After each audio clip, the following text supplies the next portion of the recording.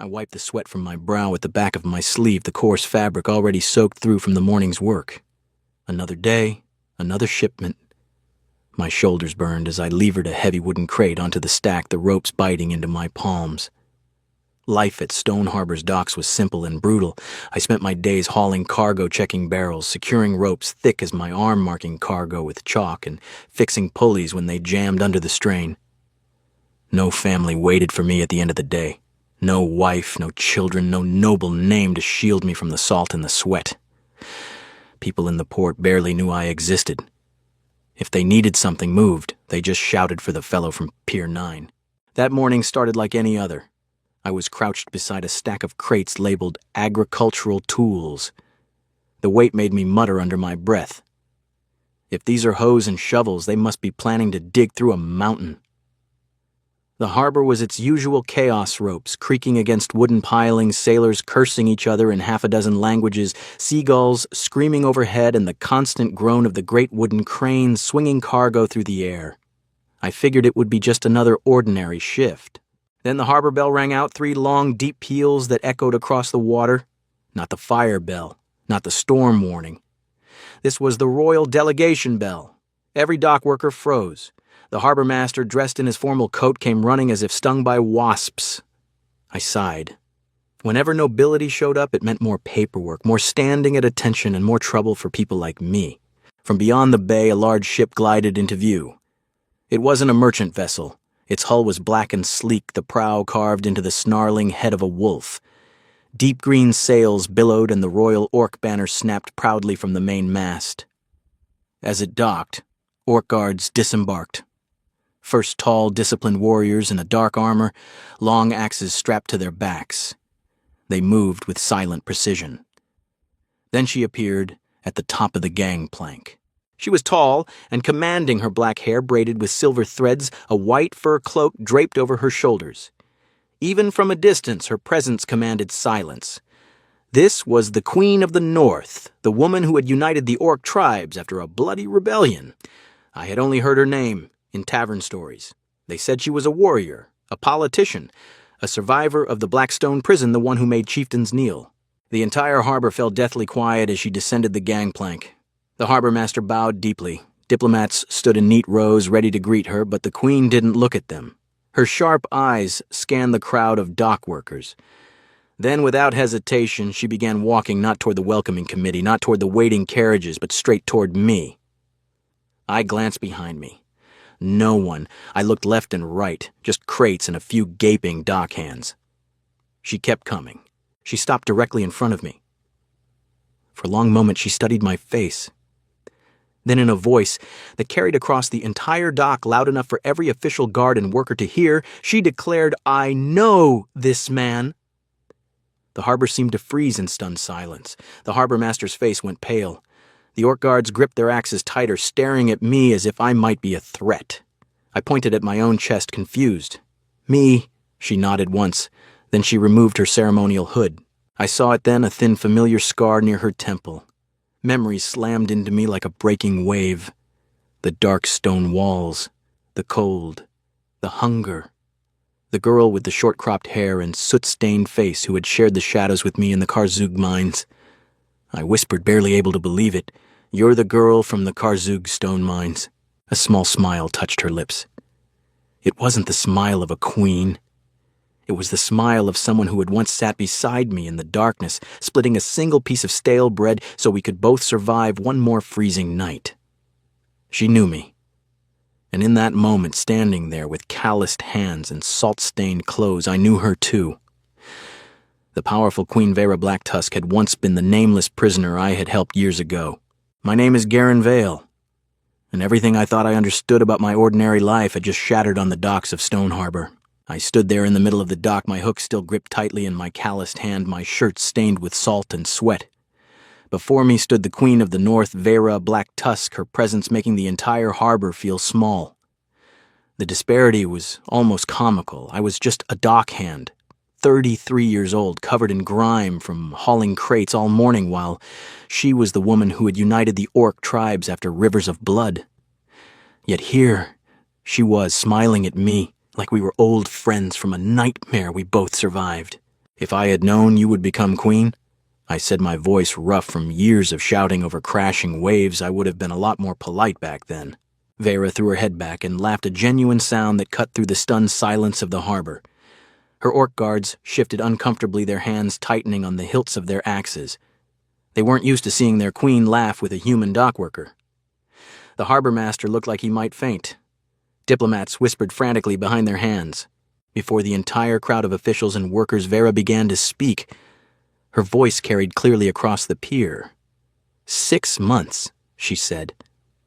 For 6 months, you shared your food with me in Karzug. I shrugged, trying to keep my tone light even as memories flooded back. I shared with a lot of people.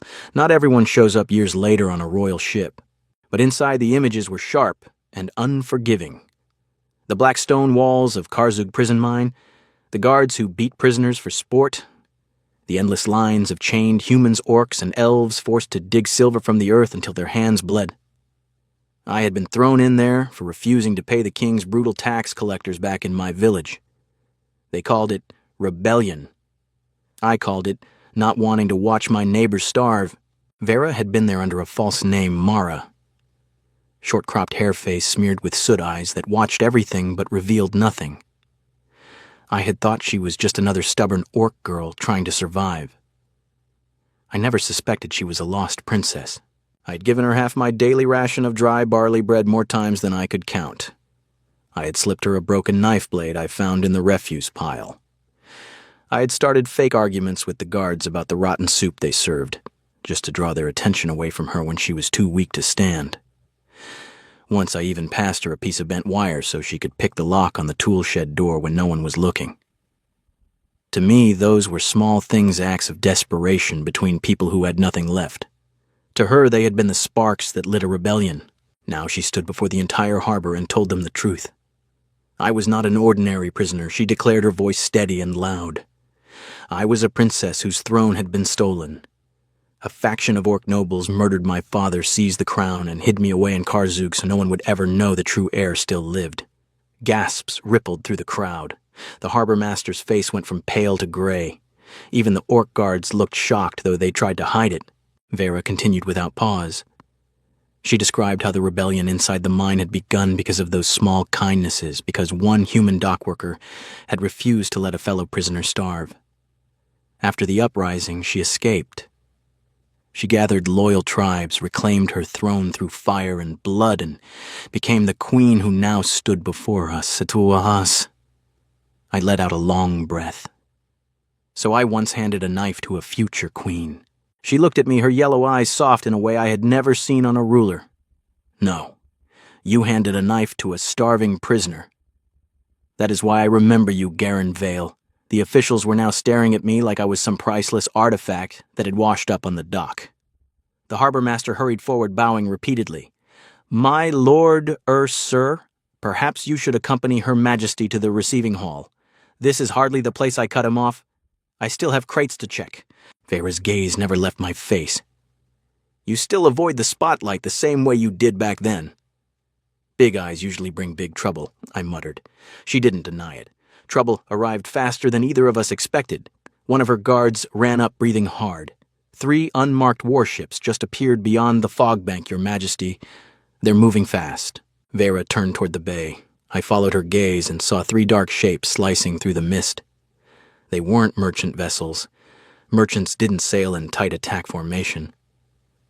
They're not here to pay respects, I said quietly. Vera glanced at me, a flicker of the old Mara in her eyes. You still rid danger as quickly as you used to. She leaned close enough that only I could hear. Those ships belong to the remnants of the faction that built Karzug. They want me dead, and now that I have publicly recognized you, they will want you erased too. You know the truth about the mine. You know what they did there. Her guards immediately moved to escort me aboard the royal ship. I tried to protest. I still have a shift to finish. Vera looked at me the way she used to when I argued with the guards over that terrible soup.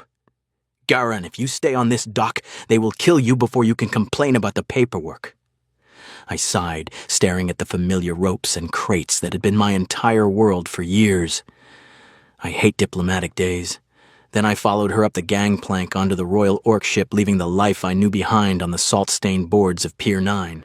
The deck of the Royal Orc ship felt like stepping into another world.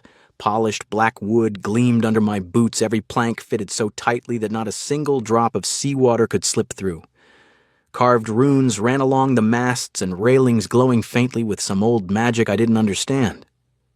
Orc warriors stood at rigid attention along every walkway, axes resting against their shoulders. I walked carefully, afraid my salt-crusted boots would leave dirty prints on the thick woven rugs that covered the deck. Vera noticed. A small smile tugged at the corner of her mouth. "You once slept on the stone floor of Karzug prison," she said quietly. "Do not fear my rugs, Garen." I gave a short laugh. "Stone floors never charged you extra if you tracked mud on them." She laughed again, softer this time, and the sound eased something tight in my chest. For a moment, she wasn't the queen who had united the northern tribes. She was Mara, again the quiet girl who had once pressed her shoulder against mine for warmth in the dark. Inside the command cabin, the air was thick with tension. Maps covered a long table. Lanterns swung gently with the motion of the ship. The captain, a broad-shouldered orc with scars across his jaw, pointed at the three dark shapes cutting through the fog outside. 3 unmarked warships, he reported, moving fast. More may be hidden behind the mist. They fly no colors. I stepped closer to the table, even though I had no right to be there. I had spent 15 years watching ships come and go from Pier 9. I knew how cargo moved, how defenses worked, and how easy it was to cripple a harbor if you knew where to strike. If I were them, I said, my voice rough from years of shouting over waves, I wouldn't hit the heaviest armor first. I'd go for the anchor lines, the oil stores, and the loading gates, set the docks burning, create chaos, then slip in and strike. The orc generals frowned. One of them opened his mouth to argue, but the captain studied the map, traced a line with his thick finger, and nodded once. He's right. That is exactly how I would do it. I kept going. They know how the harbor operates. That means someone inside the port gave them the layout. Someone who knows which warehouses hold the oil barrels and which cranes control the main berths. The harbor master who had been brought aboard turned white as salt. His hands trembled at his sides. Vera unrolled a thick scroll and spread it across the table. The parchment was old edges worn. Names filled column after column. These are the people who survived Karzug and are still alive, she said. Her voice was calm, but I heard the steel beneath it. Many have died in the last 2 years. Fell down a well. Killed by bandits on the road. Disappeared while traveling. I scanned the list. I recognized too many of them faces I had shared bread with, backs I had helped carry ore for. My stomach tightened. They're not just hunting you, I said. They're erasing every witness who can talk about what really happened in that mine. Vera's eyes met mine. The man behind it all is Lord Malgor Drax. He ran Karzug. After I took the throne, he vanished. Now he returns with hired ships and mercenaries. The name hit me like a crate dropped from a crane. I remembered that voice cold-board ordering guards to beat prisoners who worked too slowly. I remembered the white bone ring on his finger, the one he twisted while he watched men bleed. If Malgor is still alive, I said, he didn't come to threaten. He came to finish the job. The meeting ended quickly after that. Orders flew. Warriors moved to their posts. Vera led me out onto the forward deck where the wind whipped across the water. Salt spray stung my face. Her white cloak snapped behind her like a banner. She stopped at the rail and looked out toward the approaching ships. "Are you angry with me?" she asked. I leaned on the rail beside her. "For what?" "For becoming queen while you stayed a dockhand." I gave a short, bitter laugh. "I didn't pull you out of that mine because I wanted a reward. I did it because you were hungry and I had half a piece of bread." Vera turned to face me fully. The wind tugged strands of black hair across her scarred temple.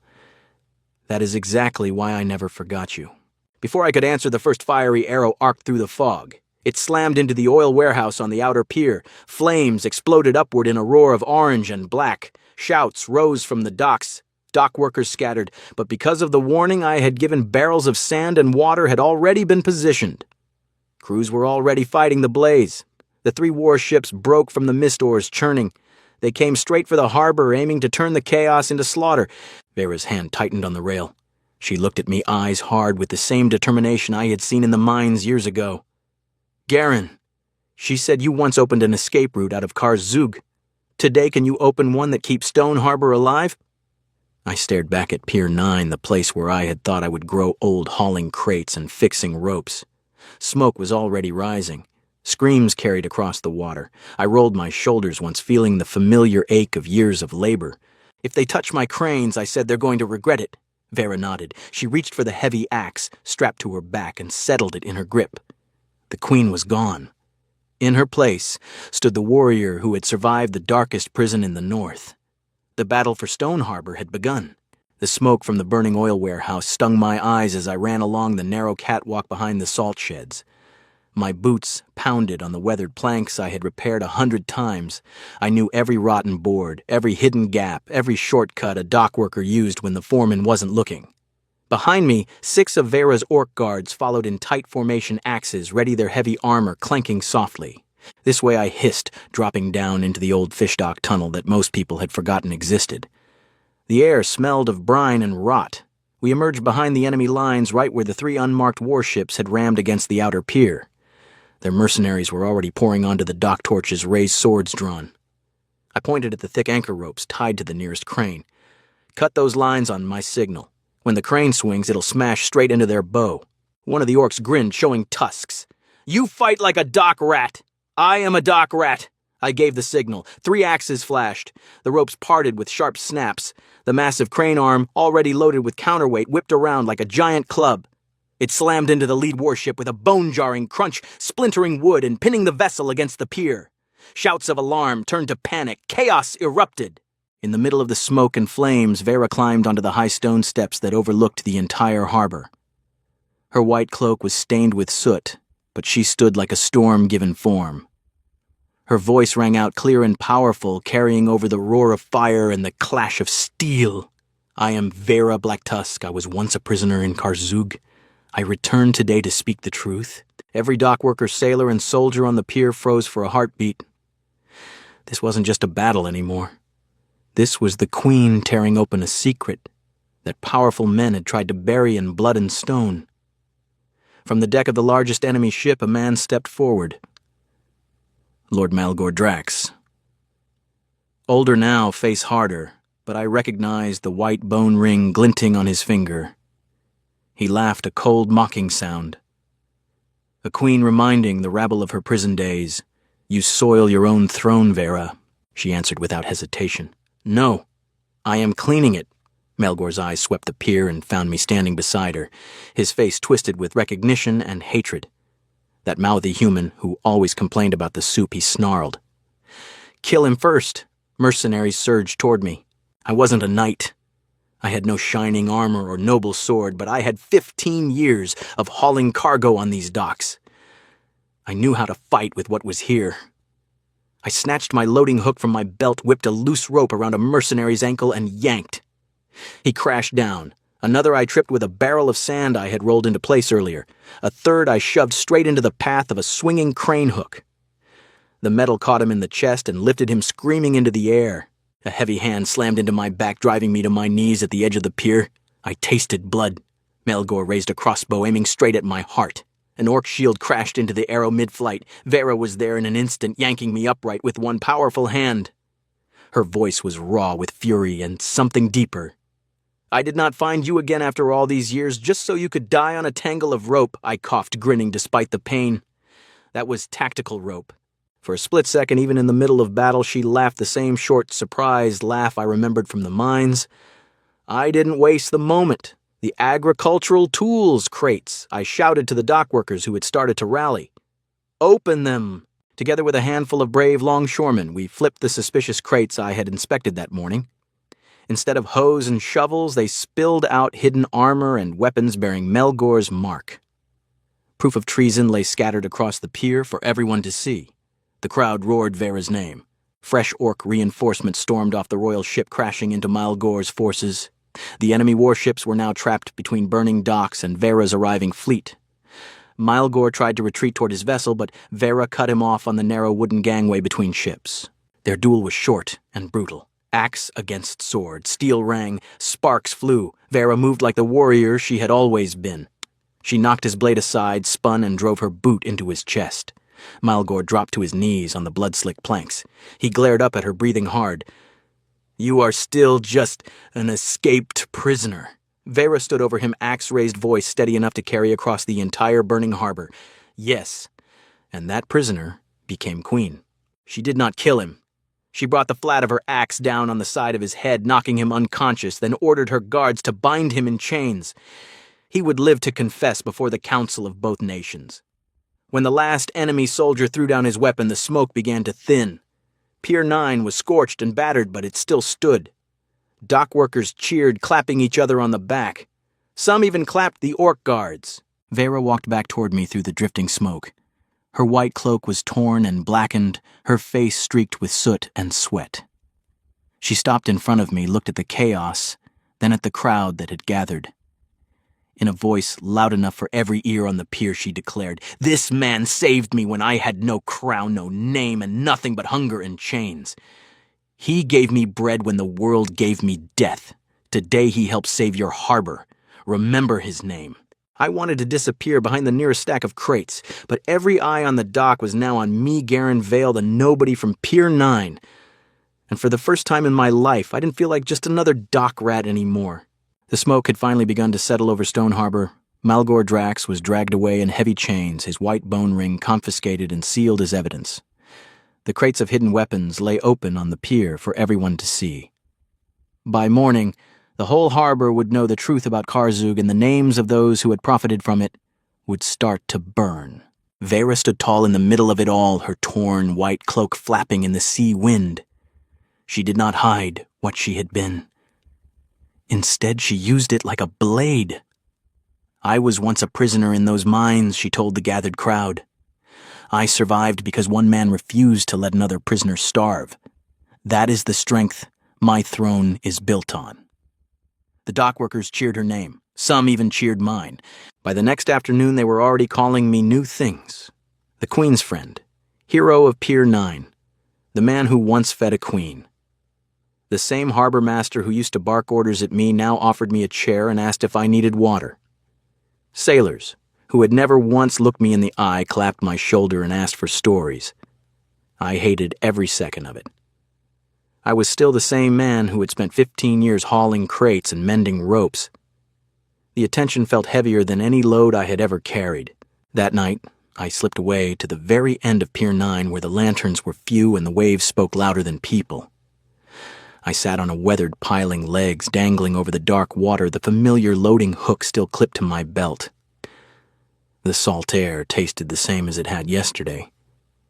Yet everything had changed. Soft footsteps approached. I didn't need to turn around to know it was her. Vera came alone, no guards, no cloak of office, just a simple dark tunic and the quiet grace I remembered from the mines. She stopped beside me and looked out at the sea. "You will keep loading ships here?" she asked. I shrugged. "Barrels don't betray you the way nobles do." A small smile touched her lips, but it faded quickly. She turned to face me fully. "I want you to come north with me, Garen." The words hung between us like a heavy crate waiting to be lifted. I stared at the water. North meant her court, her politics, her wars. North meant stepping out of the life I had hidden inside for years. "Because you feel you owe me?" I asked. She shook her head. "If it were debt, gold would settle it. I am not asking you to come as payment for old bread. I am asking because you still see people as they are, not as titles or threats. I need someone like that beside me when we rebuild the northern ports, when we tear down what remains of the slave routes that grew from Karzug. The work will be hard and dirty. It will not come with honors or fine clothes. But it will matter." I was quiet for a long time. The pier creaked beneath us. Waves slapped against the wooden posts. "I am not a man of palaces," I said finally. "Neither was I once." Her voice was soft. "In the mines, I was only Mara. And you looked at me like I was still a person worth saving." She stepped closer. The lantern light caught the thin scar near her temple. "In that prison, you saw a hungry girl, not a tool or a threat. After I took the throne, almost no one looks at me that way anymore. They see only the crown. I need one person who still sees me, I felt something shift inside my chest, something I had kept buried under years of salt and routine. I remembered the cold nights when we had pressed shoulder to shoulder for warmth. I remembered the half piece of bread I had pushed into her hand. I remembered how she had looked at me then, not like a queen, not like a prisoner, but like two people trying to stay alive together. I did not want her to walk away again and disappear into a world I could never reach. I stood up slowly. My fingers found the loading hook at my belt, the one tool I had carried every single day for 6 years. I unclipped it and set it down on top of a nearby crate. The metal clinked softly against the wood. It was the only thing that had ever truly belonged to me on these docks. "Then I will go," I said. Vera looked at the hook, then at me. She understood what the small gesture meant. I had just left my old life behind. She held out her hand. I took it. Her grip was warm and strong, the same grip that had once helped me drag a dying prisoner out of a collapsed tunnel. A queen of the Orcs and a dock worker of Stone Harbor stood together at the edge of the pier, surrounded by the smell of smoke salt and the sea. The story had begun the moment she stepped off that royal ship and walked straight toward me through the crowd. The moment she had shouted across the entire harbor, "I know this man." Everyone had thought it was a mistake. It wasn't. She had known me when no one called her queen. I had known her when she was only a starving prisoner with nothing but courage and a hidden name. Half a piece of dry bread all those years ago had not seemed like much, but to her it had been proof that someone still saw a person inside the chains. To me, the day she returned was proof that small kindnesses do not vanish. They simply travel a longer road than we expect, only to come back in the shape of a royal ship, a battle on the docks, and a hand reaching out to pull us into something bigger than we ever imagined. I had thought I would grow old as the nobody on Pier 9. Vera had remembered the man who once dared to be kind inside hell itself. And now we were leaving together.